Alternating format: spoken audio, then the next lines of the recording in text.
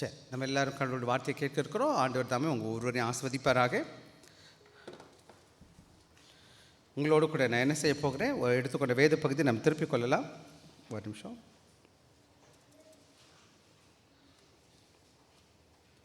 Okay,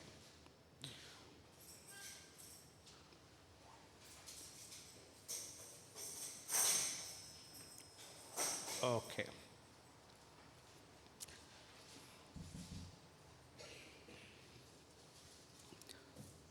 இந்த காலங்களில் நான் என்ன செய்துட்ருக்கேன்னா, யாக்கோபுன்ற புத்தகத்திலேருந்து உங்களோடு கூட நான் பேசிகிட்டு இருக்கிறேன். யாக்கோபு புத்தகம் ரொம்ப ஆண்டவராக இயேசு கிறிஸ்துடைய ஒன்று விட்ட சகோதரர் அப்படின்னு சொல்லும். மரியாவுக்கு என்ன சகோதரர்கள் இருந்தாங்க, மற்ற பிள்ளைங்கள் இருந்தாங்க. இந்த பிள்ளைங்கள் என்னன்னு கேட்டாங்கன்னா, மரியாளுக்கு பிறந்த பிள்ளைங்க, ஒன்று விட்ட சகோதரர்கள் தான் யாக்கோபு. யாக்கோபு என்ன செய்கிறார், முதல் நூற்றாண்டில் என்ன செய்கிறார், அந்த காலங்களில் சபையில் உள்ள பிரச்சனைகளுக்கு அவர் வெவ்வேறு விதமான விளக்கங்களை கொடுத்துட்ருக்கார். அங்கே முக்கியமான ஒரு பிரச்சனை என்னன்னு கேட்டிங்கன்னா, இன்றைக்கி நம்ம சபையிலும் நம்முடைய வாழ்க்கையிலும் காணப்படுகிற ஒரு பெரிய பிரச்சனை என்னன்னு கேட்டிங்கன்னா, என்ன பிரச்சனை? நம்முடைய நாவை பற்றி பல விதமான வார்த்தைகள் நம்ம கேட்டுருக்குறோம். திருவள்ளுவர் ரொம்ப பேசியிருக்கிறார். மற்ற மார்க்கங்கள் எதை பேசுன்னு தெரியல, அந்த வேதம் அதை குறித்து கவனமாக பேச நமக்கு கற்றுக் கொடுக்குறது. எடுத்துக்கோங்க, அது யாக்கோபு 1வது அதிகாரம் 26வது வசனம் வாசிப்போமே. உங்களில் ஒருவன் தன் நாவை அடக்காமல் தன் இருதயத்தை வஞ்சித்து தன்னை தேவ பக்தி உள்ளவன் என்று எண்ணினால். அங்கே யாக்கோபு முதலே பேசுகிறாரு. பார்த்தீங்கன்னா, நம்முடைய நாவை பற்றி பேசும்பொழுது அவர் என்ன சொல்கிறாருன்னு கேட்டிங்கன்னா, தன் நாவை அடக்காமல் அவன் தன் இருதயத்தை வஞ்சித்து தன்னை தேவ பக்தி உள்ளவன் எண்ணினான்னா அவன் என்ன செய்கிறான், அவனுடைய தேவ பக்தி வீணானதாக இருக்கும். அப்படின்னா என்னன்னு கேட்டிங்கன்னா, நம்முடைய வார்த்தை ரொம்ப முக்கியம். நம்ம எப்படி பேசுகிறோம் மற்றவங்களோடு கூட என்பது ரொம்ப ரொம்ப ரொம்ப ரொம்ப கவனமாக நம்ம பேசணும். பிரசங்கி 5வது அதிகாரம் 1-2 வசன வாசிக்கணும். பிரசங்கி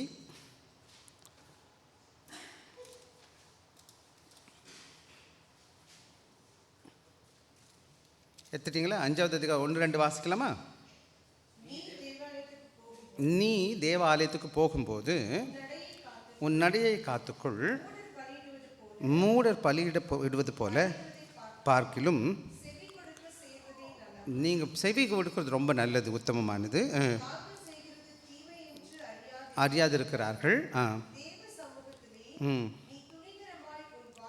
தேவனுடைய சமூகத்தில் வரும்போது எப்படி நம்ம பேசணும்னு நீங்கள் சொல்லியிருக்க பாருங்களேன். நம்ம துணிகரமாக கர்த்தரோட எதுவும் பேசக்கூடாது. பேசாமல்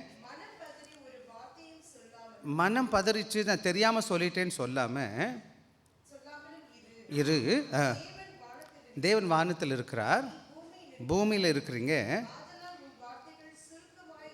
ஆக தேவனுடைய ஆலயத்தில் நம்ம எப்படிப்பட்ட காரியங்களை செய்யணும், எதை பேசணும்னு சொன்னால் யோசித்து அளந்து பேசணும், சுருக்கமாக பேசணும். அதான் வசனம் சொல்லுவது. உன் வார்த்தை எப்படி இருக்கணுமா? சுருக்கமாக இருக்கணும். எப்படி இருக்கணுமா? வசனம் எப்படி சொல்லுது நமக்கு எப்படி பேசணும்? அந்த வசனம் என்ன சொல்லுது? 2வது பகுதி கடைசி பகுதி பிரசங்கி 5:2 ஆகையால் நீ எப்படி இருக்கணும், உன் வார்த்தை சுருக்கமாக இருக்கணும், கவனமாக பேசணும். இப்போ பார்த்திங்கன்னா, நம்ம முக்கியமானவங்கள்ட்ட பேசும்போது நம்ம வளவலா தொலைன்னு பேச மாட்டோம், கவனமாக பேசுவோம். வச்சுக்கோங்க, இன்றைக்கி இந்த இடத்துல இந்த நாட்டுடைய பிரதம மந்திரி வந்திருக்காருன்னு வச்சுக்கோங்களேன். அவர்கிட்ட நம்ம எப்படி பேசுவோம்? நம்ம ஃப்ரெண்டுகிட்ட பேசுகிற மாதிரி பேச மாட்டோம், பயப்படுவோம் இல்லையா பேசுகிறதுக்கு. அதே மாதிரி ஆண்டவருடைய சமூகத்தில் வரும் பொழுது ரொம்ப ரொம்ப ரொம்ப ரொம்ப கவனமாக பேசணும். இன்றைக்கி நிறைய சபைகளில் கத்துறாங்க, கூச்சல் போடுறாங்க, என்னென்னமோ பண்ணுறாங்க. அதுக்கெல்லாம் அப்படி செய்யலாமான்னு கேட்டிங்கன்னா, வேதத்தின் அடிப்படையில் அப்படி செய்யக்கூடாது. இப்போ நான் வசனம் சொல்லுது தானே, வானத்தில் இருக்கார் ஆண்டவர், நீ பூமியில் இருக்கிற, உன் வார்த்தை எப்படி இருக்கணும், சுருக்கமாக இருக்கணும் தானே சொல்லியிருக்குது. அப்போ எப்படி நான் போகணும் ஆண்டோட சமூகத்தில், எப்படி பேசணும்? அப்புறம் ஒருத்தன் தன்னைத்தானே வஞ்சிக்கிறான். அவனை நாவை அடக்க தெரியல, இஷ்டத்துக்கு பேசுகிறான், லபலபான்னு என்ன வேணாலும் பேசுகிறான். அந்த மகன் பேசுகிறான்னு சொன்னால் அவனுடைய பக்தி என்னதுக்குன்னா ஒரு நல்ல பக்தி இல்லை. விசேஷமாக நம்முடைய வார்த்தை என்ன செய்யக்கூடாது, கிருபை பொருந்தினதாக இருக்கணும். என்னவா இருக்கணும்? கிருபை பொருந்தின. எப்படி வார்த்தை பேசணும், எப்படி பேசணும்? நம்ம கிருபையும் இரக்கமும் நிறைஞ்ச வார்த்தையாக இருக்கணும். கவனமாக பேசணும். இன்னொரு வேதவசனம் அதே 1வது அதிகாரம் யாக்கோபு 1:19 வாசிங்க. 19:20 வாசிங்க. ஆகையால் என் பிரியமான சகோதரரே, யாவரும் கேட்கிறதற்கு தீவிரமாயும் பேசுகிறதுக்கு பொறுமையாயும் தாமதமாயும் இருக்க கடவர்கள். எப்படி இருக்கணும் பாருங்கள். 3 காரணம் சொல்கிறார். பிரியமானவருக்கு சொல்கிறாரு, நீங்கள் கேட்கணும், நிறையா கேட்கணும். அப்புறம் பேசுகிறது எப்படி பேசணும்? பொறுமையாக பேசணும். கோபிப்பதற்கு ரொம்ப ரொம்ப தாமதமாக கோபிக்கணும். 20வது வசனம்.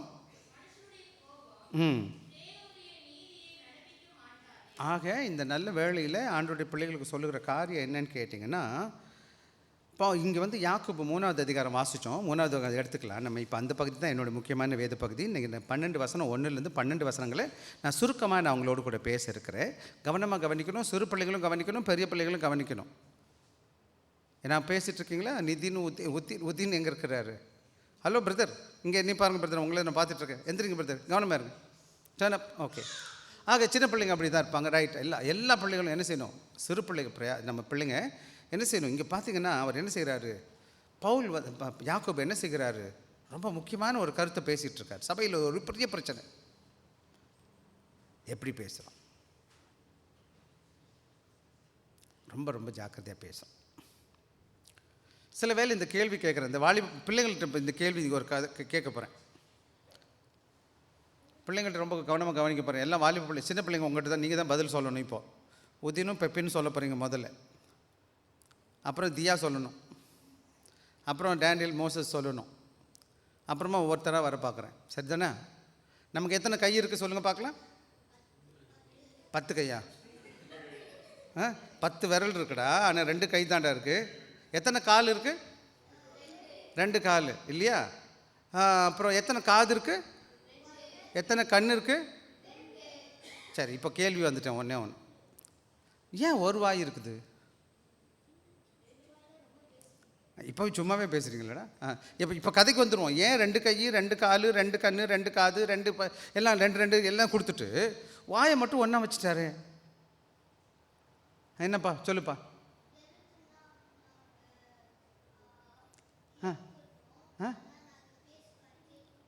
எப்படிங்கப்பா சொன்னீங்க? கரெக்டாக எப்படிங்கப்பா சொன்னீங்க? நல்லா சொல்லுங்கப்பா. எனக்கு எந்திரிச்சு நின்று சொல்லுங்கப்பா முதல்ல. இவர் சொல்கிறது கவனமாக கவனிங்க. நான் உங்கள்கிட்ட கேட்பேன் அவர் என்ன சொல்கிறாரு. சொல்லுங்கள் பிரதர்.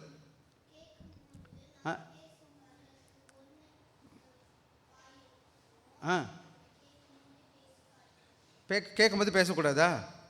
சரி, நம்ம சந்தோஷம். பரவாயில்ல, கை தட்டிடுவோம் அவருக்கு. சரி, அவர் சொல்கிற பேசும்போது என்ன செய்யுது? நல்லா கேட்குறதுக்கு 2 காது இருக்குன்னு அவர் நினைக்கிறாரு போல. சரி, வேறு யாராச்சும் சொல்லணுமா? யார் சொல்ல போகிறா? மோசஸா, டேனியல்லாம்? சொல்லுங்கள் பிரதர். அப்புறம் வேறு என்ன பண்ணணும்? என்னப்பா? அப்படியா? அதுவும் சார் பரவாயில்ல, அவனுக்கு கை தட்டிடுவோம்ப்பா. வெரி குட், நல்லா தான் சொல்லிட்டாரு. கரெக்ட். சரி, நான் சுருக்கமாக சொல்லிடுறேன், நேரம் போயிடுது எனக்கு. என்ன 2 கால் ஏன் கடவுள் கொடுத்துருக்காரு? நிறைய இடம் நான் போகணும். 2 கை, நான் நிறைய வேலை பார்க்கணும், நிறையா சம்பாதிக்கணும், நிறையா கேட்கணும், நிறைய ஆண்டோட படைப்பெல்லாம் பார்க்கணும், நிறைய ஆண்டோட படைப்பை பார்க்கணும், ஆண்டோட வார்த்தையை நான் கேட்கணும், ஆண்டவருக்காக ஊழியம் செய்யணும், ஆண்டவருக்காக நடந்து போகணும். அதுக்கு வசனம்லாம் இருக்குது. நான் பேசிகிட்டு இருந்த நேரம் ஆயிரும். ஆனால் ஒன்று மட்டும் புரிஞ்சுக்கணும், கொஞ்சமாக பேசணும். எப்படி பேசணும்? கொஞ்சமாக பேசணும். அப்புறம் இன்னொன்று, கொஞ்சமாக சாப்பிடணும். நிறையா சம்பாதிக்கணும், நிறையா இடத்துக்கு போகணும், நிறையா பார்க்கணும், நிறையா கேட்கணும், கொஞ்சமாக சாப்பிடணும், கொஞ்சமாக பேசணும். தம்பியா வச்சுக்கோங்க, 2 வாய் கொடுத்தா எப்படி இருந்திருக்கும் நமக்கெல்லாம்? நிறைய சாப்பிட்டா என்ன ஆயிருப்போம்? இப்போவே இவ்வளோ பெருசாக இருக்கிறோம் நம்ம. ஆண்டவருக்கு தெரியும் தானே, எல்லாம் சரியாக தானே செய்வார் ஆண்டவர், இல்லையா? ஸோ நம்ம வாழ்க்கையில் நம்ம என்ன பண்ணுறோன்னு கேட்டிங்கன்னா, எது அதிகமாக செய்கிறோமோ அதை குறைவாக செஞ்சுட்டு, எது குறைவாக செய்யணுமோ அதை நிறையா செய்கிறோம் நம்ம எல்லோரும். அப்படி தானே? இப்போ என்ன நம்ம பண்ணிகிட்ருக்கோம்? அதிகமாக என்ன செய்கிறோம்? ரொம்ப லப லப லபான்னு பேசிகிட்டு உட்காந்துருக்கோம். சரி போட்டோம். இப்போ நான் என்ன சொல்ல வர்றேன்னு கேட்டிங்கன்னா, நம்மளோட வார்த்தைக்கு சக்தி இருக்குது. நம்ம நாவுக்கு என்ன இருக்குது? பலன் இருக்குது, சக்தி இருக்குது. அது மாத்திரம் கிடையாது, நம்ம கவனமாக நம்ம பேசணும். நம்ம வேலை ஸ்தலத்தில், நம்மளோட குடும்பத்தில், நம்ம எங்கே போனாலும் கவனமாக பேசணும். இன்னும் சொல்லப்போனால் என்னுடைய வாழ்க்கையில் கூட நான் கற்றுக்கொண்டுக்கிற ஒரு முக்கியமான பாடம் என்னன்னு கேட்டிங்கன்னா, எவன் ஒருத்தன் முதிர்ச்சி அடைகிறானோ அவன் பக்குவமாக பேச கற்றுருக்கிறான். நீங்கள் வளர்றீங்களா வளரலையான்னு எப்படி தெரியும்னு கேட்டிங்கன்னா, உங்கள் வார்த்தையை வச்சு சொல்ல முடியும் நீங்கள் எந்த அளவுக்கு பக்குவமான ஒரு சகோதரின்னு பேச முடியும். இன்றைக்கி நம்ம வெளியில் போனால் யாரும் கற்றுக் கொடுக்க மாட்டாங்க இதை பற்றிலாம். ஆனால் இன்றைக்கி நம்ம பேச போகிறது முக்கியமான காரியம். 3 காரியம் நான் சொல்ல போகிறேன், ஒன்றா சொல்ல போகிறேன். எனவே நீங்களும் நானும் நல்லா புரிஞ்சுக்கணும். ஆனால் வார்த்தை ரொம்ப முக்கியமானது. யாக்கோபு அதை பற்றி ரொம்ப தெளிவாக முதலையும் பேசுகிறாரு. இப்போ இந்த இதில் முதல் 12-13 வசனம் என்ன செய்கிறாருன்னு கேட்டிங்கன்னா, வரும் வார்த்தையை பற்றி, வார்த்தையில் நாவை பற்றி பேசிகிட்ருக்கார், நாக்கு பற்றி பேசிகிட்ருக்கார். என்ன அதை பற்றி தான் இன்றைக்கி நான் உங்களோட கூட பேச போகிறேன். வாசிங்க, ஒன்றொன்னா நம்ம வாசிப்போம். வேலையில் நாவை அடக்குதல், அதாவது டேமிங் த ஒர்க் டைம். நான் விசேஷமாக நம்ம மேலே வேலைக்கார பிள்ளைகளாக இருக்கனால உங்கள் வேலையை பற்றி பேசிகிட்டு இருக்கேன். வேலையில் மாத்திரம் கிடையாது, வீட்டில், குடும்பத்தில், நம்ம சபைக்கு வரும் பொழுது, விசேஷமாக சபையில் நாம் நம்மளோட வார்த்தையை கணிசேனும் பார்க்கணும். விசேஷமாக இந்த நாவுடைய சக்தியை பற்றி பேசப்போம். ஆங்கிலத்தில் போடும்போது என்ன சொல்லுதுன்னு கேட்டிங்கன்னா, இந்த வசனம் என்ன சொல்லுது? த பவர் ஆஃப் த டங்குன்னு போடுறான். என்னதுயா நம்முடைய லைஃப்பில் என்ன நடக்குதுன்னு கேட்டால், என்னாச்சப்பா ஒரு நிமிஷம்.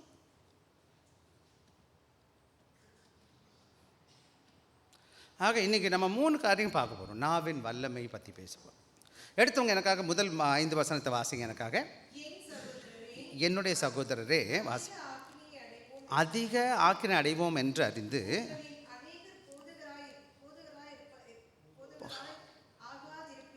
அதாவது இந்த ஊழியத்தில் ரொம்ப முக்கியமான ஊழியம் போதிக்கிற ஊழியம். நம்ம எல்லாம் போதிக்கிறோம். நானும் பாஸ்டராக இருக்கிறேன். நான் பேசுகிறது ரொம்ப கவனமாக பேச வேண்டிய இடத்துல இருக்கிறேன். சில வேலைகள் பக்கம் இல்லாமல் சில காரியங்கள் நடந்திருந்தால் கூட, இனிமேல் வரப்போகிற காலங்களில் என்னுடைய ஆசை என்ன இருக்குன்னு கேட்டால், மக்களுக்கு ஆசீர்வாதமான வார்த்தையை நம்ம பேசணும். ஆத்திரம்னா என்னது? கடவுள் வசனத்தை வசனமாக பேசினா ஆசீர்வாதம். அது திட்டுனா திட்டுனது, பாவம் சொன்னால் பாவம் தான். அது சரியெல்லாம் சொல்ல முடியாது. ஆனால் கடவுள் வார்த்தையை நடுநிலைமையாக பேசும், சத்தியத்தை சத்தியமாக பேசணும். இதை திருச்சி பேசுகிற ஊழியக்காரனாக இருந்தால் அதை விட பெஸ்ட்டாக என்ன செய்யாத? போதகர் ஆயிராத அப்படின்னு சொல்கிறார் அவர். அடுத்து வாசிங்கம்மா. நம்ம எல்லாரும் அநேக விஷயங்கள் தவறுகிறோம்.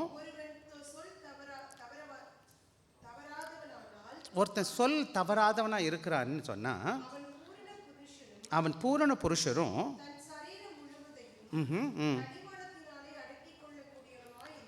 எவன் ஒருத்த வார்த்தையை கட்டுப்பாடாக பேச தெரிகிறானோ, வார்த்தையை சொன்னதை செய்கிறானோ, அவன் எப்படி இருக்கான்னா பூரண புருஷனாக இருக்கான். ஒருத்தர் பேசும்போது கவனமாக பேசுகிறான், அது மாத்திரம் கிடையாது, சொன்னதை செய்ய முயற்சி செய்கிறான். அவனுக்கு அந்த வார்த்தையை நான் தான் சொன்னேன்னு சொன்னதுனால அவன் வார்த்தையை காப்பாற்றுற முயற்சி பண்ணுறான். விஷயம் பல வேலைகள் நம்ம ஒன்று சொல்லுவோம், ஆனால் செய்யவே மாட்டோம். பார்த்துருக்கீங்களா? நிறைய பேர் பாஸ்டர் இந்த 5 நிமிஷத்தில் வருவானா, 5 மணி நேரம் ஆனப்புறம் ஆனால் காணப்படுவார். அவர் தானே இந்த வார்த்தை சொன்னார் என்கிட்ட. நான் அடிக்கடி சொல்லுவேன், அப்பா உன்னால் வர முடியலன்னா வர முடியலன்னு சொல்லு, முடியுதுன்னா முடியுதுன்னு சொல்லு, இல்லை நான் தாமதமாக தான் வருவேன்னா தாமதமாக வருவேன்னு சொல்லு. ஏன் நீ சொல்கிற ஏமாத்துற? வார்த்தையில் தவறக்கூடாது. என்னத்தில் தவறக்கூடாது? சங்கீதம் 15 எடுத்துக்கங்க. சங்கீதம் 15:3 வாசிங்க எனக்காக. தன் நாவினால் புறம் கூறாமலும் தன் தோழனுக்கு தீங்கு செய்யாமலும் நான் சொல்லப்படும் பேச்சை நிந்தியாக எடுக்காமல் இருக்கிறான். அப்புறம் ஆகாதவன் பார்வைக்கு அவன் தீர்ப்பானவனாக இருக்கிறான். கர்த்தருக்கு பயந்தவங்களை கனப்படுத்துகிறான். ஆணையிட்டதில் கவனிக்கணும். இப்போ பாருங்களேன், ஆணையிட்டுட்டான். ஒருத்தர் சொல்லிட்டான், நான் செய்கிறேன்னு சொல்லிட்டான். அதே சமயத்தில் அவனுக்கு நஷ்டம் வந்துருச்சு. அவன் விட்டுருவானா விட மாட்டானா? கடவுள்கிட்ட மனுஷன், கடவுளுக்கு பிரியமாக இருக்கிறவன் என்ன செய்ய மாட்டான்னு கேட்டிங்கன்னா, தான் ஆணையிட்டதில் தனக்கு நஷ்டம் வந்தாலும் என்ன செய்கிறானம்மா? வார்த்தை நீங்கள் ஒன்று சொல்லிட்டீங்கன்னு சொன்னால், அந்த வார்த்தையை தவறுனீங்கன்னா நீங்கள் நல்ல ஒரு ஆண்டவரோட மகன் கிடையாது, மகள் கிடையாது. உங்கள் வார்த்தை ரொம்ப முக்கியம். நீங்கள் யாரை பற்றி யார்கிட்ட பேசிகிட்டு இருக்கிறீங்க? நீங்கள் பேசுகிற இடத்துல கடவுள்கிட்ட பிள்ளையாக இருக்கிறீங்க, கடவுள்கிட்ட மகனாக இருக்கிறீங்க, கடவுள் மகளாக இருக்கிறீங்க, உலகத்தில் போய் நிற்கிறீங்க. யாரை சொல்கிறீங்கன்னு கேட்டால், ஆண்டவரை பற்றி உங்கள் வாழ்க்கையில் தெரியாமல் உங்கள் பேர் சொல்கிறாங்கன்னு வச்சுக்கோங்க. நீங்கள் ஆண்டவரோட மகன் மகள்னு சொல்கிறீங்க, ஆனால் உங்கள் வார்த்தையில் என்ன இருக்கிறது? என்ன கிடையாது? சொல்கிற ஒன்று, செயல் இன்னொன்று. போன வாரம் கூட நம்ம அதை பற்றி தான் பேசணும் இல்லையா? போன வாரம் நான் என்ன பேசியிருக்கிறேன்? விசுவாசத்தை குறித்தும் செய்கை கிரியை குறித்து பேசணும். இன்றைக்கி என்ன சொல்கிறாரு? உங்கள் விசுவாசம் எதன் அடிப்படையில் காணப்படணும்னு கேட்டிங்கன்னா, நீங்கள் பேசுகிற பேச்சுக்கு உங்கள் வாழ்க்கை ஒத்துருக்கணும். அப்போ உங்கள் விசுவாச வாழ்க்கை எப்படிப்பட்டதாக இருக்கணும்னு கேட்டிங்கன்னா, ஆண்டவருக்கு பிரியமான பிரச்சனை பேசுகிறவங்க. அப்போ முதிர்ந்த மனுஷனாக இருக்கிறான், பக்குவமான மனுஷனாக இருக்கிறான், அவன் பேச்சில் தெளிவு இருக்குது, என்ன இருக்குது? ஆண்டோட கிருபை இருக்குது. அதுதான் பார்த்தீங்கன்னா, இன்னொரு கேள்வி இந்த இடத்துல பிள்ளைகளுக்கு. ஹலோ, பிள்ளைங்களுக்கு காது கேட்குதா? அப்பா, நாக்கு எதுக்கு நடுவில் இருக்குமா? நாக்கு எங்கே இருக்குது? வாய் எதை சுற்றி இருக்குது? அன்னம் மேலே இருக்குது. பக்கத்தில் சுற்றிலாம் என்ன இருக்குது? பற்கள். ஏன் பல்லுலாம் இருந்தால் எப்போயுமே என்ன செய்யணும்னு கேட்டிங்கன்னா, அந்த நாவு மட்டும் ட்ரை இதாக இருக்காது. என்ன செய்யணும்? ஈரப்பதமாகவே இருக்கும் நாக்கு. காஞ்ச இடம் இல்லை. காஞ்ச வார்த்தை காஞ்சிருக்கா நாக்கு? எப்போவுமே நாக்கு எப்படி இருக்குது? ஏன் மாய்ஸ்சராக இருக்குது? சொல்லுப்பா. அது ரைட்டு. எதுக்கு ஜீசஸ் அப்படி மாற்றிட்டாரு? எப்போவுமே ஏன்னா சூ பண்ண முடியாது. ரைட் தான். அவர் சயின்டிஃபிக்காக போயிட்டார். அது ரைட்டு, அவர் சயின்டிஃபிக்காக போயிட்டார். இந்த குளிர்ந்த ஸ்தானத்தில் இருக்கிற வார்த்தை, இந்த நாவு எப்படிப்பட்டதுக்கு? எப்போவுமே ஈரப்பதத்தோடு காணப்படுது. அந்த வார்த்தை எப்படி தான் வரணும்? குளிர்ந்த வார்த்தை பேசணும். எப்படி வார்த்தை பேசணும்? சூடான வார்த்தை பேசலாமா? நாக்கு எங்கே இருக்குது? ஈரப்பதத்தில் ஈரமாக இருக்குது தானே. அப்போ அந்த வார்த்தையை நான் எப்படி பேசணும்? ஆண்டோட பிள்ளை எப்படி பேசணும்? See, always the tongue is under what? Totally wet, isn't it?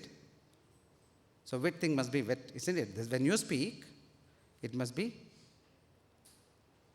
how is it? Polite,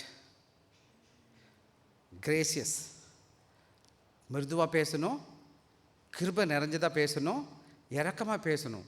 சில வேலைகளில் நம்ம பேசுகிற பேச்சு கேட்டால் எல்லாம் ஓடி போயிடுவான். ஐயோ, இவங்கெல்லாம் கிறிஸ்தவங்க, கெட்ட வார்த்தை பேசுவாங்க, கரடு முரடாக பேசுவாங்க, ஒரு மாதிரி. ஐயோ, ஒரு சமயத்தில் எனக்கு ஒரு சின்ன சம்பவம் நடந்துச்சு 2 வருஷத்துக்கு முன்னாடி. ஐயோ, என்னென்னமோ பேசுகிறாங்க, நமக்கு பேச வரல. அதுதான் பிரச்சனை. இப்போ எனக்கு ஒன்று பிரச்சனை என்ன தெரியுமா உங்களுக்கு? ஐயோ, நமக்கு பேச தெரியல, நல்லது அப்படியே இருந்துருவோம். வேணாம், அந்த மாதிரி தப்பெல்லாம் பேச வேணாம். தயவுசெய்து உங்கள் வார்த்தை தவறான வார்த்தை பேசக்கூடாது. ஒரு நல்ல கடவுளோட மகனாக இருப்பீங்கன்னா, மகளாக இருப்பீங்கன்னா, உங்கள் வார்த்தை கிருபை நிறைஞ்சுதான், என்னது இரக்கம் நிறைஞ்சுதான். எப்படி இந்த குளிர்ந்த ஸ்தானத்தில் இடத்துல வச்சுருக்கிறார் ஆண்டவர்னு கேட்டோம், அதுபோல் என் வார்த்தையும் குளிர்ந்த வார்த்தையாக பேசணும். மற்றவங்களுக்கு கேட்கும்போது அது சந்தோஷத்தை கொடுக்கணும். பட் சில வேலைகளில் நம்ம கண்டிக்க வேண்டிய இருக்குது. அது ஒன்றும் பண்ண முடியாது. அப்போ கூட அன்பாக கண்டிக்கணும். இப்போ என் பிள்ளை நான் அடிக்கிறேன்னு வச்சுக்கோங்களேன், என் பிள்ளைய நான் திட்டுறேன்னு வச்சுக்கோங்களேன், அந்த பிள்ளை கெட்டு போகிறதுக்கு நான் செய்யலை இல்லையா, அவன் நல்லா இருக்கிறதுக்கு. ஸோ இங்கே என்ன நடக்குதுன்னு கேட்டிங்கன்னா, 3வது வசனத்தை வாசிங்கம்மா. பாருங்கள், கீழ்ப்படியும்படிக்கு போட்டு திருப்பி நடத்துகிறார்கள். கப்பல்களை பாருங்கள், இருந்தாலும் கடல் காற்று அடைக்கப்பட்டாலோ எதுவோ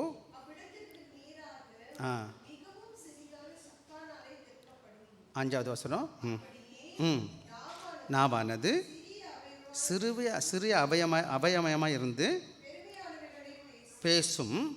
பாருங்கள், நெருப்பு கொளுத்துகிறது. ஆக இன்னைக்கு போதும், அதே போதும். ஆக இன்றைக்கி நாம் பார்க்குறது பார்த்திங்கன்னா, அங்கே 2 உதாரணம் சொல்கிறார். குதிரையை பார்த்திங்கன்னா, குதிரை ஓட்டுறவன் என்ன செய்கிறான்? ஒரு சின்ன சுக்கானை வச்சுட்டு அந்த குதிரையை வரட்டிட்டு போயிடறான். என்ன சொல்கிறார்? குதிரைக்கு என்ன கடிவாளம் போட்டு இருக்கிறான். அப்புறம் பெரிய கப்பல் இருக்குது, சின்ன சுக்கான். கப்பலை பார்த்திங்கன்னா ரொம்ப பெருசாக இருக்கும், ஆனால் சுக்கான் எப்படி தான் இருக்கும்? ரொம்ப சின்னதாக தான் இருக்கும். ஆனால் பெரிய கப்பையே மாற்றிட்டு போகிறான்.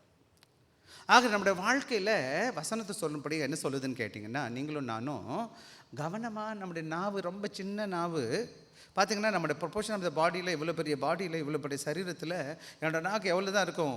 2 இன்ச்சில் 3 இன்ச்சு தான் இருக்கும், சின்னதான். ஆனால் அந்த சக்தி எவ்வளோ பார்த்திங்களா? 5வது வசனம் சொல்லுது, நாவானது சிறிய அவயவமாக இருந்தும் பெருமையானவைகளை பேசும் பாருங்கள், சிறிய நெருப்பு எப்படி எவ்வளவு பெரிய காட்டை கொளுத்து விடுகிறது பாருங்கள். ஒரே ஒரு தீக்குச்சி போதும் ஏக்கர் கணக்கில் காட்டு அழிச்சிடலாம். நம்முடைய லைஃப்பில் கூட, நம்முடைய வாழ்க்கையில் கூட நம்ம கவனமாக இல்லைன்னு வச்சுக்கோங்களேன், நமக்கு ஆபத்தை நம்மளே வருவிச்சுக்கலாம். நீதிமொழிகள் நிறைய வேத பற்றி நாவை பற்றி பேசியிருக்கேன். நான் இன்றைக்கி நேரம் இல்லை, ஒரே ஒரு வேத பகுதி மட்டும் வாசிக்கலாம். 18வது அதிகாரம் நீதிமொழிகள் 18:21 வாசிப்போமே. யாராச்சும் எடுத்து வாசிக்காதவங்க வாசிக்க பாருங்கள், ட்ரை பண்ணுங்கள், எல்லோரும் வாசிக்க. 18:21 நீதிமொழிகள் 18:21. அவன் வாயின் பலனால் வயிறு நிரம்பும், விளைவினால் திருப்தி ஆவான். ஆனாலும் அதிகாரத்தில் இருக்குது. அவன் எங்கே இருக்குதுன்னு கேட்டிங்கன்னா, அவன் பேசுகிற பேச்சில் இருக்குது, நாவின் அதிகாரத்தில் இருக்குது. நான் மிருதுவாக பேசுகிறேன், அன்பாக பேசுகிறேன், அப்படி இருக்கும் பொழுது எனக்கு ஆசீர்வாதம் இருக்குது. நான் கடினமாக தேவையில்லாத வார்த்தையை நான் பேசுவேன்னு சொன்னால், அல்லது அது எப்படி பண்ணுன்னு கேட்டிங்கன்னா, எனக்கு சந்தோஷத்தை கொடுக்காது. அது எனக்கு என்ன கொடுக்கும்? சாபத்தை கொண்டு வர ஆரம்பிக்கும், மரணத்தை கொண்டு வைக்கும். இன்றைக்கி நீங்கள் வெவ்வேறு இடத்துல வேலை பார்க்குறீங்க, கெட்டவங்க இருக்கிறாங்க, நல்லவங்க இருக்கிறாங்கன்னு நான் எப்படி பேசிகிட்டு இருக்கிறேன், மற்றவங்களோட எப்படிப்பட்ட பழக்க வழக்கத்தில் வச்சுருக்கிறேன். இப்போ பாருங்கள், ஒரே ஒரு கதை நான் சொல்லிட்டு போக போகிறேன். வேதத்தில் எடுத்துக்கலாம் எனக்காக. 1 ராஜாக்கள் 3வது அதிகாரம் எடுத்துக்கங்களேன். 1 ராஜாக்கள் 3வது அதிகாரம். இங்கே நமக்கு பரிச்சயமான பகுதி தான், ஆனால் ட்ரை பண்ணுவோம் நம்ம கற்றுக்கொள்வதற்கு. 3வது அதிகாரம் 16வது வசனத்தை வாசிங்க. 1 ராஜாக்கள் 3வது அதிகாரம் 16வது வசனம். அப்பொழுது வேசியான 2 ஸ்திரீகள் ராஜாவிடத்தில் வந்து நின்றார்கள். ஒருத்தி, என்ன ஆண்டவரே. சரி, நான் பதிலுக்கு அங்கே போட்டுருவோம். நம்ம இந்த கதை உங்களுக்கு தெரிஞ்சிருக்கும்னு நான் நினைக்கிறேன். வாலிப பிள்ளைகள்கிட்ட கேட்கலாம், கவனமாக கவனிங்க. என்ன நடந்துச்சுன்னு கேட்டிங்கன்னா, இங்கே வந்து 2 சகோதரிங்க இருக்கிறாங்க. 2 பேருக்கும் ஆண் பிள்ளை பிறக்கிறாங்க. ஒரு பிள்ளை என்ன செய்கிறா, ஒருத்தி திரும்பி படுத்துடுறா. அந்த குழந்தை என்ன செஞ்சு இறந்துருது. அப்போ இன்னொருத்தி அக்காவுடைய பிள்ளையை தூக்கி அவள் பக்கத்தில் போட்டுக்கிறான். காலையில் எழுந்திரிச்சு பார்த்தா ஒரு பிள்ளை தான் இருக்குது, இன்னொரு பிள்ளை இல்லை. அந்த வேத பகுதி அங்கே இருக்குது, நீங்கள் படிச்சுக்கங்க. சரியா? 3வது அதிகாரம் எடுத்துக்கிட்டிங்களா? 1 ராஜாக்கள் 3வது அதிகாரம் எல்லாம் வச்சுருக்கீங்கன்னு நான் நினைக்கிறேன். சரி, வாசிங்க இப்போ தொடர்ந்து. அவர்கள் ஒருத்தி, என்ன ஆண்டவரே, நானும் இந்த ஸ்திரியும் ஒரே வீட்டில் குடியிருக்கிறோம், பெற்றேன். ஆண் பிள்ளை பெற்றால் ஒருமித்திருந்தோம், ஒருவரும் வரவில்லை.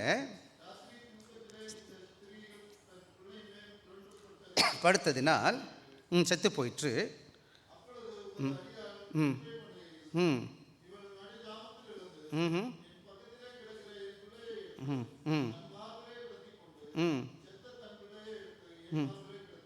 அங்கே போட்டு நடந்த காரியம் உங்களுக்கு தெரியுது. இந்த பக்கம் பார்த்தீங்கன்னா, இதை நீங்கள் படிச்சிருப்பீங்க, பள்ளிக்கூடத்தில் படிச்சிருப்பீங்களான்னு எனக்கு தெரியல. என்ன நடந்துச்சுன்னா, இந்த கேஸ் எங்கே வருது வாசிங்க.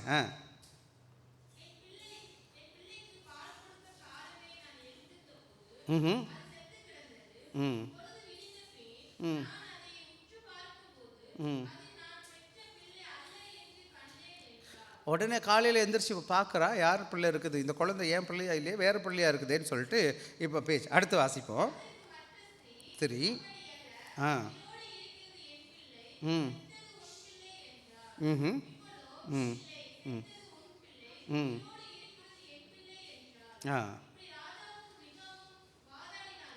அங்கே 2 பேரும் எங்கே வந்துட்டாங்க? இந்த சாலமோன் ராஜாக்கு முன்னாடி இந்த பிரச்சனை வந்துருச்சு. சாலமோன் ராஜா ரொம்ப புத்திசாலின்னு உங்களுக்கு எல்லாருக்கும் தெரியும். அவர் பாரு என்ன செய்வார், அந்த மாதிரி ஒரு ராஜா இந்த உலகத்தில் இருந்தது கிடையாது.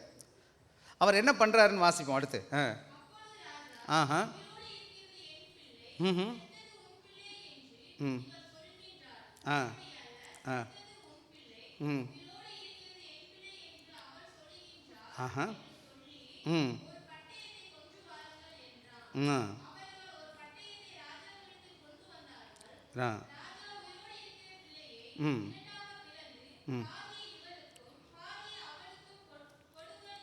உடனே இவர் என்ன செய்கிறாரு, பாதி பாதியாக வெட்டி ராஜா பையன் சொல்கிறார். என்ன செய்கிறார், ஒரே ஒரு பையன் தான் இருக்கிறான் உயிரோட.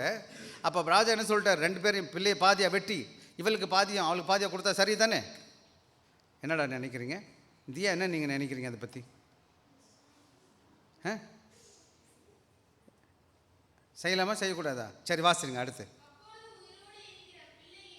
உயிரோடு இருக்கிற பிள்ளையின் தாய் தன் பிள்ளைக்காக தன் குடல் துடித்ததினால் நோக்கி, ஐயோ ஆண்டவரே கொல்ல வேண்டாம் என்றால்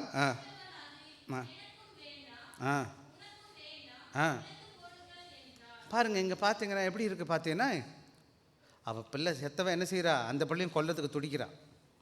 உயிரோடு இருக்க அம்மாவோட என்ன செய்கிறா, இல்லை என் பிள்ளை உயிரோடு இருக்கட்டும் பரவாயில்ல விட்டுருங்க அவளுக்கே கொடுத்துருங்கன்னு சொல்கிறான். இப்போது இது எப்படி இருக்குது?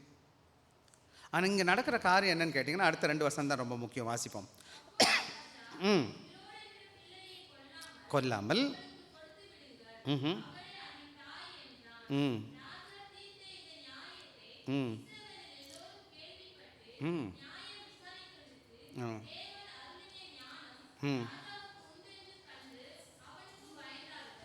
ஆக இன்றைக்கி நீங்கள் பார்க்கும் பொழுது இந்த தேவன், இந்த ராஜா என்ன செய்கிறாரு, ரொம்ப ஞானமாக ஒரு தீர்மானத்தை செய்கிறார். இந்த இடத்துல 2 காரியத்தை நம்ம பார்க்குறோம் பார்த்தீங்களா. அந்த பெண்களுடைய வார்த்தையில் என்ன கிடையாது, ஒருத்தி பொய்யா இருக்கிறா, அவள் பேச்சு கண்டுபிடிக்க முடியுது. இன்னொருத்தி உள்ளத்தில் ஆழத்திலிருந்து உண்மையை பேசுகிறா, அதுவும் அந்த ராஜா புரிய முடியுது. நல்ல வேளை இந்த ராஜாவுக்கு ரொம்ப ஞானத்தை கடவுள் கொடுத்துருந்தாலும் அவரோட வார்த்தை மூலமாக என்ன செய்கிறாரு, பிள்ளையை வெட்ட மாட்டார். அவர் பிள்ளை வெட்டுறதுக்கு சொன்னது என்ன கிடையாது, இவங்கள்ட்ட உண்மையை வரவழைக்கிறதுக்கு என்ன செஞ்சிட்டார், அவர் சொல்லிட்டார். ஆக இன்றைக்கி நீங்களும் நானும் நல்லா கவனமாக கவனிக்கணும். சில வேலைகளில் அப்போ ஆண்டவர் என்ன செய்கிறார், ராஜா தன்னோட நீதியை விளங்குவதற்கு அவரோட வார்த்தை மூலமாக என்ன செய்கிறாரு, சும்மா அவர் இந்த இடத்துல ஒன்றுமே செய்யலை, அவர் வார்த்தை தான் வச்சுருக்கிறார்.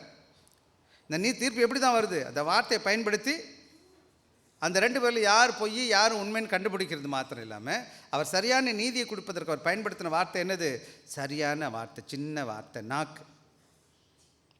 ஆக இங்கே நம்ம என்ன பார்க்குறோன்னு கேட்டிங்கன்னா, அன்பான பிள்ளைகளுக்கு நான் சொல்கிற காரியம் பார்த்திங்கன்னா, நம்மளோட வார்த்தைக்கு பலன் இருக்குது, வல்லமை இருக்குது, நல்லா மறந்துடக்கூடாது. அது மாத்திரம் கிடையாது, உண்மையான என்ன கேட்ட இந்த வார்த்தை என்ன செய்யணும்னு கேட்டிங்கன்னா, உண்மை அது மாத்திரம் கிடையாது, உண்மை வெளிப்படுத்துது. இந்த இடத்துல அந்த உண்மை வெளிப்படுத்துறது மாத்திரம் கிடையாது, அந்த குழந்தையோட உயிர் என்ன செய்யுது, பாதுகாத்து அந்த உரிய அம்மாவுக்கு கொடுப்பே அந்த குழந்தையை கொடுக்க முடிஞ்சிச்சு அவருடைய ஞானத்தினால. அதே போல் நம்முடைய வாழ்க்கையில் கூட நம்ம வேலை ஸ்தலத்தில் இருக்கலாம், இல்லை வீட்டில் இருக்கலாம், நண்பர்களோடு கூட காணப்படலாம். நம்ம எப்படி பேசுகிறோம் என்பது ரொம்ப முக்கியம். எதை குறித்து நம்ம பேசுகிறோம் என்பது முக்கியம். நம்ம நாவு ஆண்டவருக்கு பிரியமான உறுப்பாக நம்ம பயன்படுத்துகிறோமா என்பதை நம்ம மார்க்கில் கேட்டுகிட்டே இருக்கணும். ஆண்டவரே எனக்கு கிருபை தாங்க வார்த்தையாக பேசுகிறதுக்கு அப்படின்னு கேளுங்க. அடுத்த முக்கியமான காரியத்தை நம்ம போயிடுவோம். இன்னொரு முக்கியமான பிரச்சனை என்னன்னு கேட்டிங்கன்னா, வாசிங்க 6லேருந்து 8 வசனம் வாசிங்கம்மா. யாக்கோபு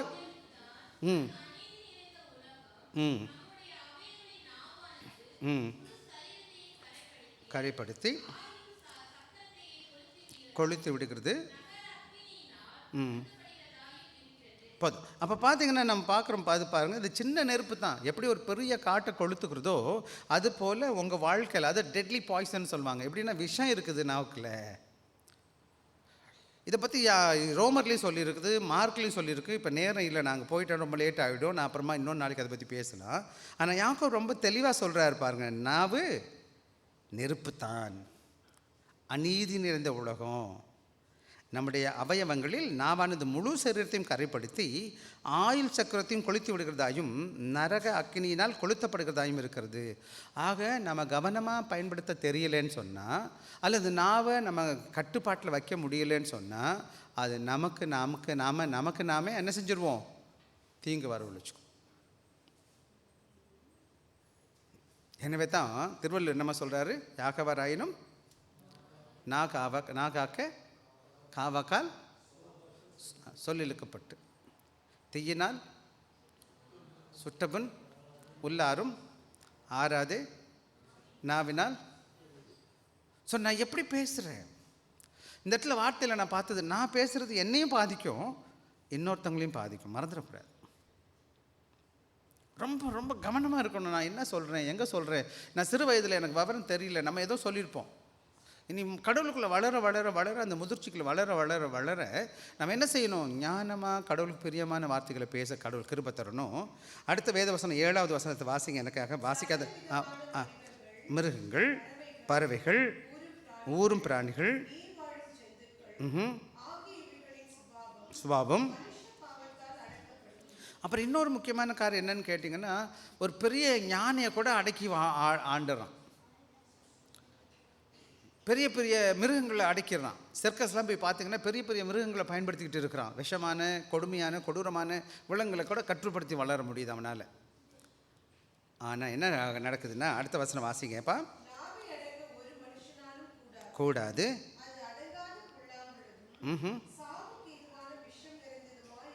அது பார்த்து சொல்கிறாருன்னு கேட்டால், அது எவ்வளோ பொல்லாங்குள்ளதுன்னு கேட்டிங்கன்னா, கவனமாக இல்லை, கடவுளுக்குள்ளே இல்லை, கடவுளுடைய ஞானம் இல்லை, கடவுளுடைய கட்டுப்பாடு இல்லை, தேவ ஆவியனுடைய வழி நடத்துதல் இல்லை, மாம்சீக சரீரத்தில் நான் வாழ்வேன்னு சொன்னால் என்னோடய வாழ்க்கையில் எப்படிப்படும் அந்த நாக்கு என்ன செய்யாது? ஆசீர்வாதமானதாக இருக்காது. எனவே தான் நானும் நீங்களும் கவனமாக கவனிக்கலைன்னு சொன்னால் எப்படிப்பட்ட பாருங்களை நம்ம பேசுகிறோம் என்பது ரொம்ப முக்கியம். சில வேளைகளில் இது பெரிய சவாலாக இருக்குது நம்ம வாழ்க்கையில். பல பிரச்சனைகளை நம்ம பேசாமல் இருந்தால் ரொம்ப நல்லா இருந்திருக்குமோன்னு நினச்சிருக்கோம். பைபிளில் சொல்லுது வசனம், பேசாது இருக்கிறேன் எப்படி இருக்கானா? பேசாதிருந்தால் மூடனும் ஞானவான் என்று எண்ணப்படுவான்.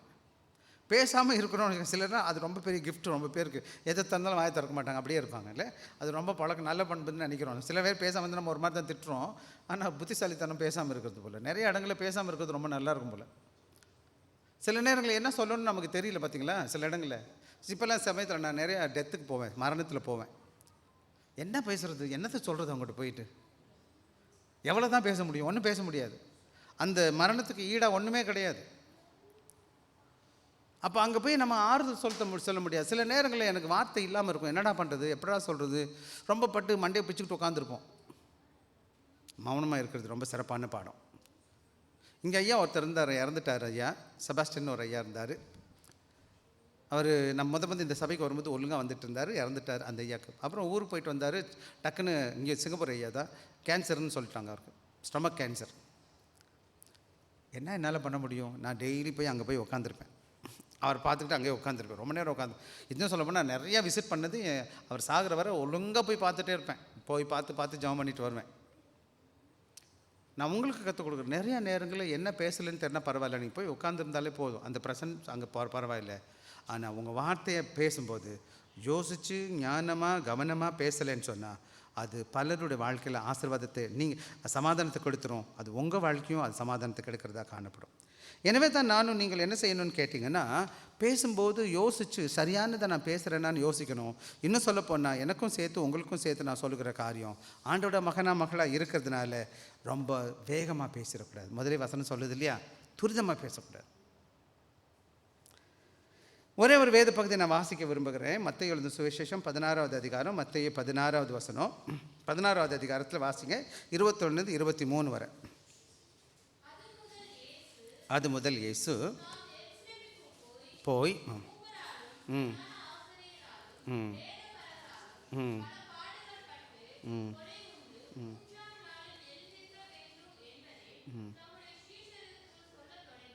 இல்லை நான் அதுதான் மத்தேயு 16 23 வாசிங்க.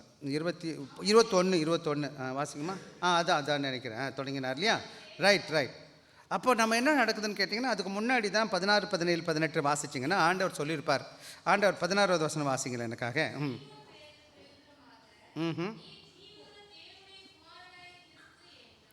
இப்போ முன்னாடி தான் இங்கே தான் சொல்கிறான். பேதுரு என்ன சொல்கிறான்னு கேட்டிங்கன்னா, ஆண்டவரே யாருன்னு எல்லாரும் கேட்குறாங்கன்னு அவர் ஏசாமி கேட்கும்போது, நீ தான் ஆண்டவரே ஜீவனுள்ள தேவனுடைய குமாரனாகிய கிறிஸ்துன்னு சொல்கிறான்.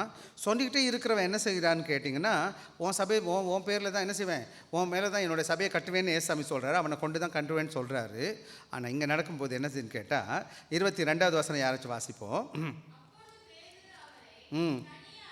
அழைத்து கொண்டு போய், ஆண்டவரே நேரிடக்கூடாது. என்ன நினைக்கிறான்னு கேட்டால், ஆண்டவர் சொல்கிறாரு நான் போவேன், பரலோகத்தை என்ன சரிசனம் போவேன், என்னை காட்டி கொடுப்பாங்க, இல்லை சிலுவை அறிவான்னு சொன்ன உடனே இவர் ரொம்ப ஆண்டவர் மேலே அன்பு வைக்கிறோன்னு சொல்லிட்டு இவர் என்ன செய்கிறாரு, இதெல்லாம் நடக்கக்கூடாது அப்படின்னு சொல்லி அவன் ஆண்டவர் ஏசுறான். யாரை கணிந்து கொள்கிறான்? பேதுரு யார் கணிந்து கொள்கிறானா? ஏசுக்கிட்டே போய் தனியாக கூட்டிகிட்டு போய் 23 வாசிங்க யாராச்சும். ம் ம் சாத்தானே. ம் ஆ ம் ஆமாம். உடனே அவர் சொன்ன அனுமதி, அங்கே சொன்ன காரியம் என்னன்னு கேட்டிங்கன்னா, நல்ல ஆலோசனை மாதிரி இருக்கும். ஏன்னா ஆண்டவர் மேலே அன்பு வச்சுருக்கிற மாதிரி தெரியும். ஆனால் ஆண்டவருடைய சித்தத்தை விரோதமான ஒரு ஆலோசனை. இன்றைக்கி நீங்கள் யாராச்சும் வந்து உங்களுக்கு ஆலோசனை கொடுக்குறாங்க, நல்ல ஆலோசனையாக கெட்ட ஆலோசனையாக பார்க்கணும். அவங்க சொல்கிற நோக்கத்தை பார்க்கணும். சொல்கிறவங்களுக்கு என்ன முதிர்ச்சி இருக்குதுன்னு நம்ம புரிஞ்சுக்கணும். புரியுதுங்களா உங்களுக்கு?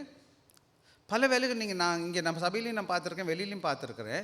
இவங்க போய் பக்குவம் இல்லாதவங்கள்ட்ட ஆலோசனை கேட்டிருப்பாங்க. அவங்க சொல்லுகிற ஆலோசனை கடவுளுக்கு பிரியமில்லாததாக இருக்கும். அப்படிப்பட்டவங்களாம் கூடிக்கிட்டு கண்டதை பேசிக்கிட்டு உட்காந்துருப்பாங்க. எங்கள் ஆண்டவர் என்ன சொல்கிறார்? அப்பாலே போ சாத்தானே அப்படின்னு சொல்லி பேதுரு என்ன செய்கிறாரு? போகிற அப்பொழுது திரும்பி பேதுரை பார்த்து, எனக்கு பின்னாக போ சாத்தானே, நீ எனக்கு இடலராக இருக்கிறாய் என்று என் தேவனுக்கு ஏற்றவர்களை சிந்தியாமல் மனுஷுக்கு ஏற்றவர்களை சிந்திக்கிறாய் என்றார். ஆக நானும் நீங்களும் வார்த்தையை பேசும்போது ஆண்டவருடைய பிரியமாக பேசணும். ஆண்டவருடைய சித்தத்தை தெரிஞ்சு பேசணும். ஆண்டவர் சித்தத்தில் அவங்க பிள்ளைகளை வழி நடத்துகிறவராய் காணப்படணும். சில வேளை கடினமான பகுதியாக வழிகளை போனால் கூட அதுக்கு பிரியமான காரியத்தை நான் பேசுவதற்கு என்னை ஒப்புக் கொடுக்கும். இதுதான் நம்ம யாக்கோபில் இருந்து இந்த காரியத்தை தான் அவர் அங்கே பேசிகிட்டு இருக்கார். நம்ம நாவு ரொம்ப கவனமாக, இந்த வார்த்தையில் சின்ன நாவு கவனமாக பேசலைன்னா பெரிய காட்டு கொளுத்தும், பெரியபடி வாழ்க்கையை அழிச்சிரும். அதுபோல் நம்ம இருக்கக்கூடாது. அதுக்கு பதிலாக நம்முடைய நாவை என்ன செய்யணும்? கட்டி ஆள நம்ம கற்றுக்கொள்ளணும். அடுத்த முக்கியமான ஒரு பகுதி நம்ம போயிடுவோம். வாசிக்கலாம் எனக்காக. வாசிங்கப்பா 9வது வசனத்திலிருந்து 12வது யாக்கோபு. அதனாலே பிதாவாகிய தேவனை துதிக்கிறோம், உண்டாக்கப்பட்ட மனுஷரை. கவனமாக போதும், அப்படியே இருக்கட்டும். அப்போ எப்படிப்பா நீங்கள் ஆண்டோட பிள்ளை, ஆண்டோட மகன், கர்த்தருக்கு ஸ்தோத்திரம், அல்லேலூயா பாட்டு பாடுறீங்க, எல்லாம் பாடுறீங்க, பார்த்து பிறகு தோத்திரம் பிரதர் பேசுகிறீங்க, ஆண்டவரை பற்றி அன்பு செலுத்துறேன்னு சொல்கிறீங்க. ஆண்டவர் படைச்ச அன்புள்ள பிள்ளை, நீ அன்பை ஆண்டவரை நேசிக்கிற, ஆண்டவரை துதிக்கிற, ஆண்டவருக்கு அன்பாக இருக்க விரும்புகிறேன்னு சொன்னால் ஆண்டவரை பிடிச்ச மனுஷனை எப்படி நீ சபிக்கிற? ஆண்டவர் படைச்ச, இந்த உலகத்தில் படைச்ச எல்லாருமே யார் படைச்சிருக்கிறா? ஆண்டவர் படைச்சிருக்காரு. சபைக்குள்ளே வந்ததில் யார் கூட்டிகிட்டு வந்தா? அப்போ எல்லாரும் யாருடைய பிள்ளைங்க? குறை நீர் இருக்குமா? இருக்கும். எல்லாம் அன்பு செலுத்தணுமா? அன்பு செலுத்தக்கூடாதா? அப்போ நான் ஆண்டவரோட ஆசீர்வதிக்கிறேன்னா, ஆண்டோட ஆண்டோட பிள்ளைகளை நான் சபிக்கலாமா? என் வாயில் சாபம் வரலாமா? இன்றைக்கி நான் உங்களுக்கு சொல்லித்தரேன். நமக்கு விரோதமாக யார் எவ்வளோ பண்ணினாலும் பரவாயில்லை, நம்ம குறித்து யார் எவ்வளோ தவறாக பேசினாலும் பரவாயில்லை. நாம் யாரை குறித்தும் தவறாக பேசக்கூடாது, யாரையும் சபிக்கக்கூடாது. நான் ரொம்ப கவனமாக இருக்கிற காரியம், சில நேரங்களில் நம்ம சொல்கிறது தப்பி தவறி யாருக்காச்சும் நடந்து போச்சுன்னா எவ்வளோ கஷ்டம்.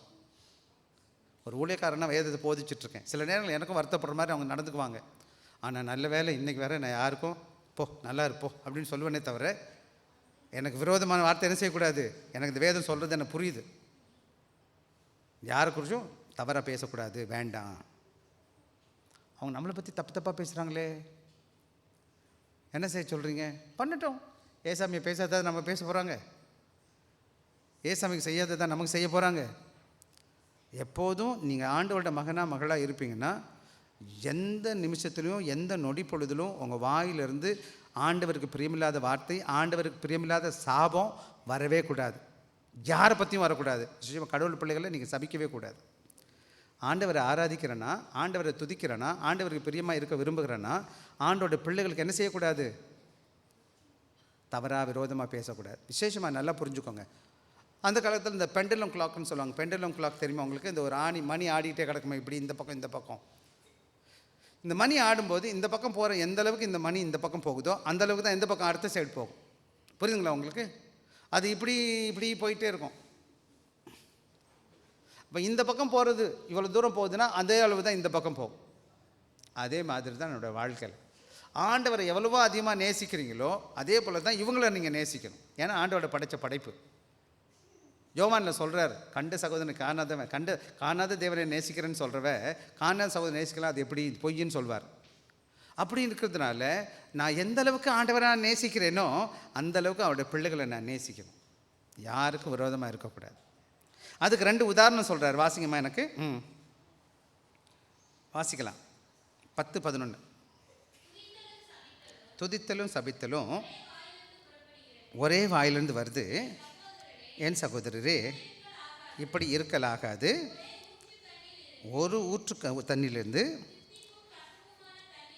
சுரக்குமா பழங்களையும் கொடுக்குமா?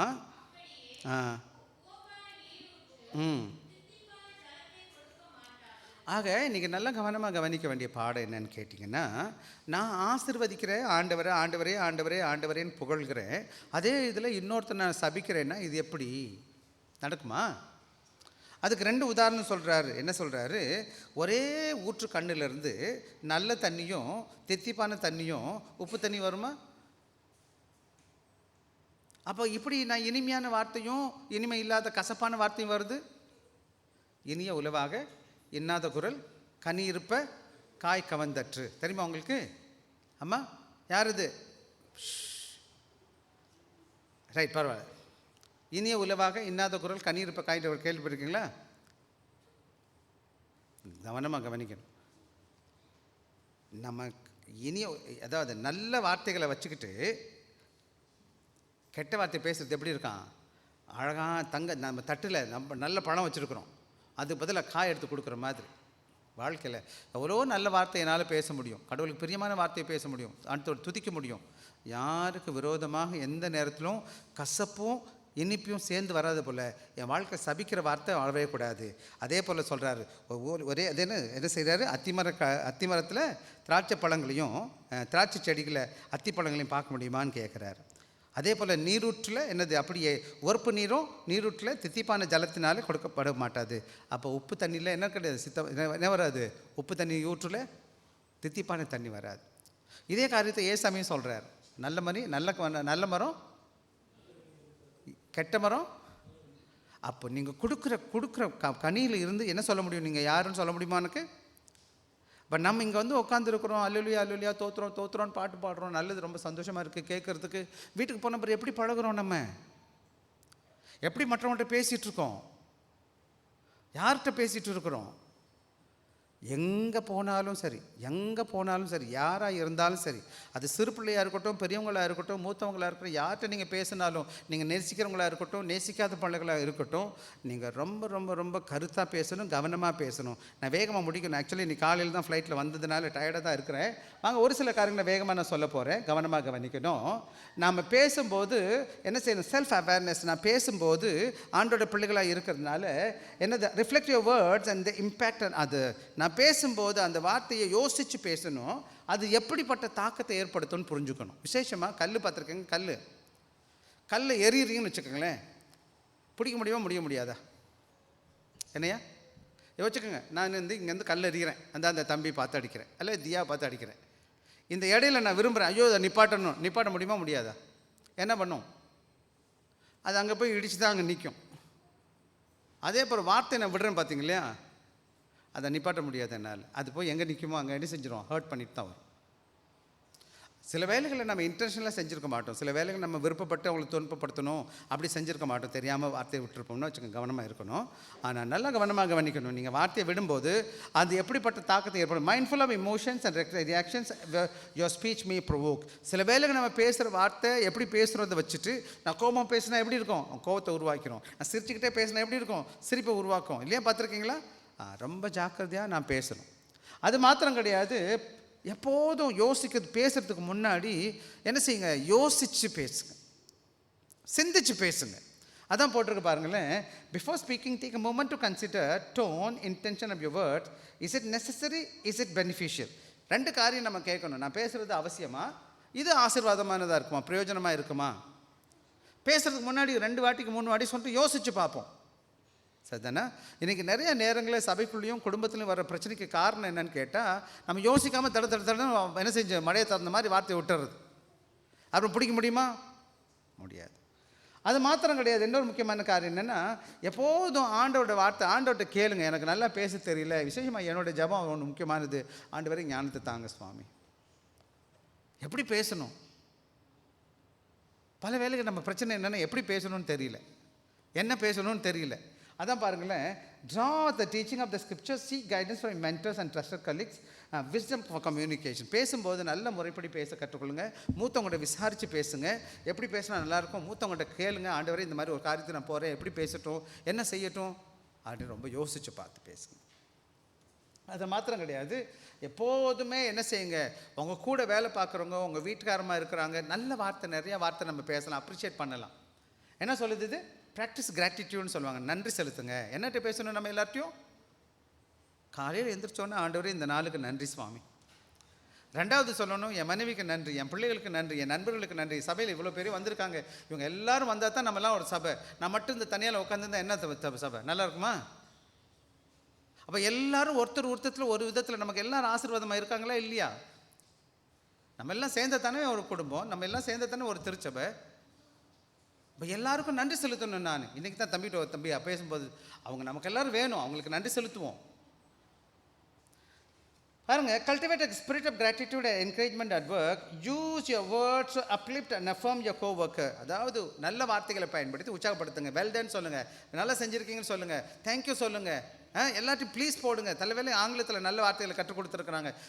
தமிழ்காரங்களுக்கு தான் நன்றி செலுத்துகிற பழக்கம் கிடையாது. பொதுவாக பெரியவங்களுக்கு நான் பார்த்தீங்களா, எல்லாம் நல்லா செய்வாங்க, சாரி தேங்க்யூ கூட சொல்ல மாட்டாங்க.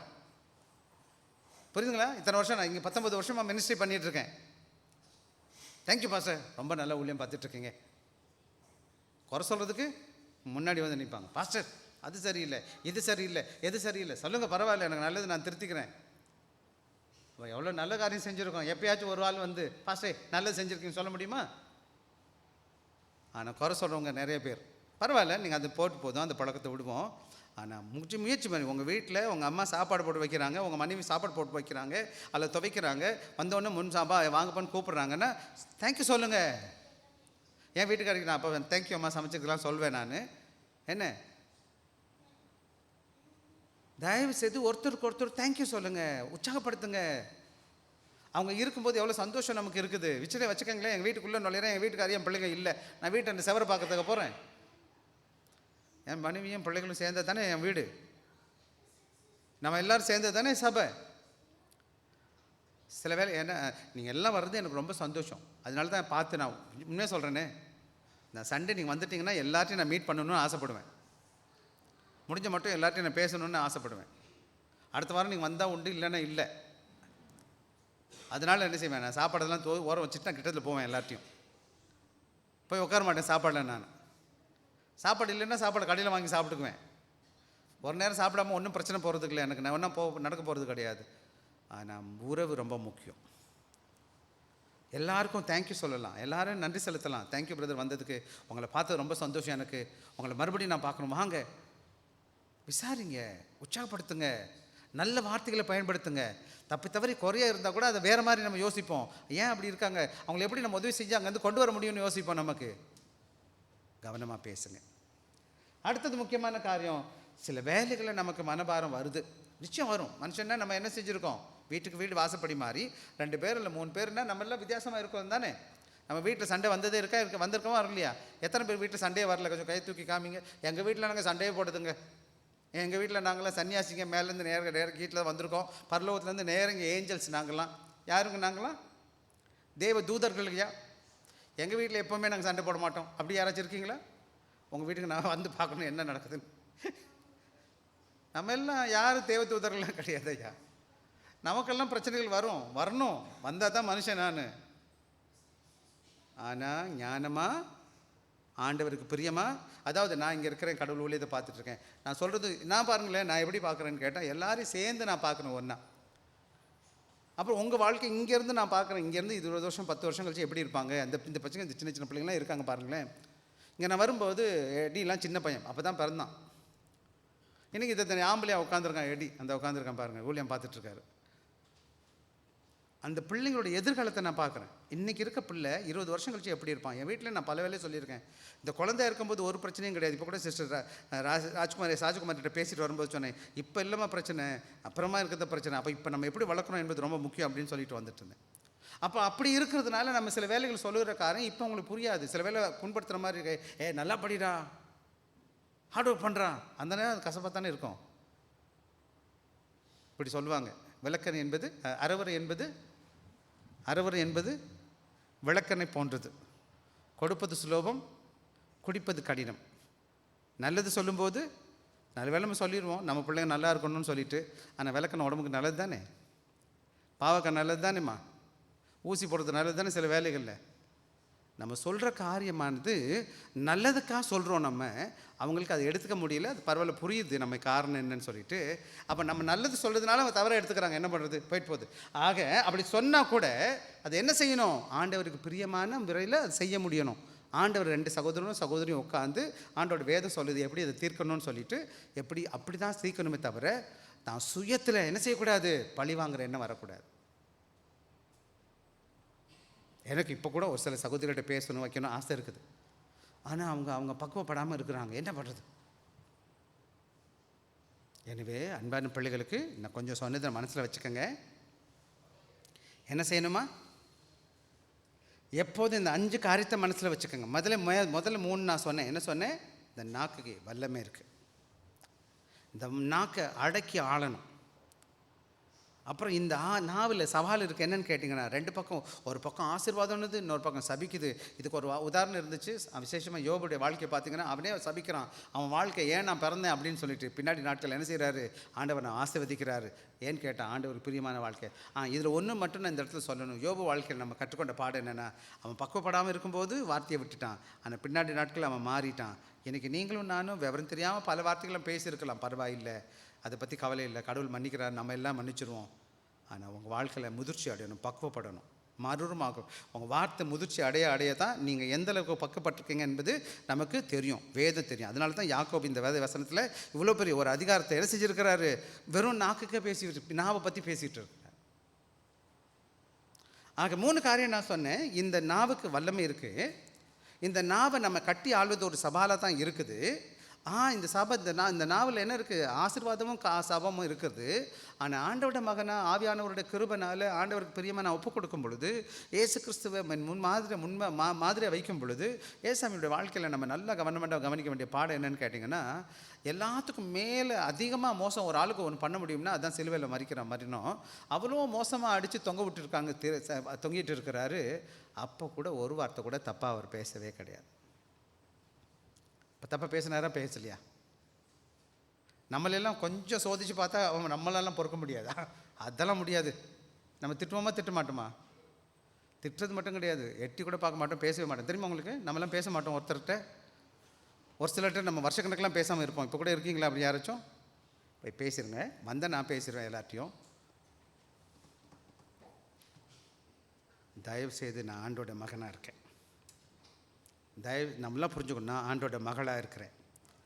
இன்றைக்கி உங்கள் வாயில் வைய வச்சுட்டு சொல்லணும், ஆண்டவரே இந்த நாவை உமக்கு பிரியமாக நான் பயன்படுத்த எனக்கு கிருபை தாங்க, எனக்கு ஞானத்தை தாங்க, எனக்கு பக்குவத்தை தாங்க அப்படின்னு நீங்கள் ஜெபிக்கணும்.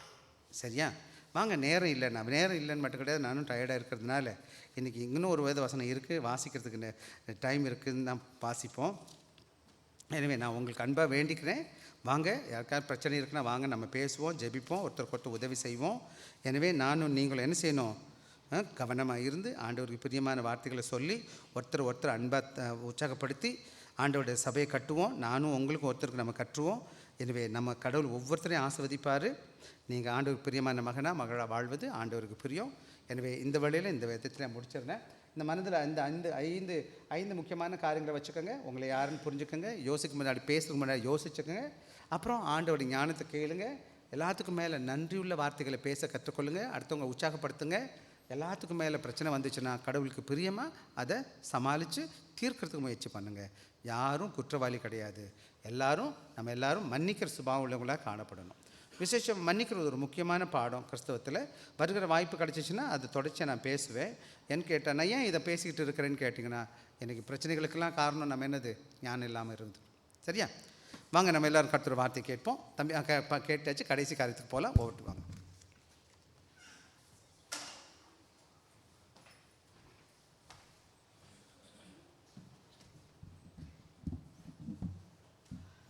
தேவை செய்து அளித்த சபையின் செல்வாக பசுநாதனருக்கு நன்றியை தெரிவித்துக் கொள்வோம். நாம் அனைவரும் எழுந்துண்டு அர்ப்பணிப்பு பாடல் பாடல் எண் 1272 1-2 சரணங்களை நாம் பாடுவோம். பாடலிடையே சகோதரர் ரமேஷ் அவர்களை தலைமையுடன் வேண்டுகொள்கிறேன்.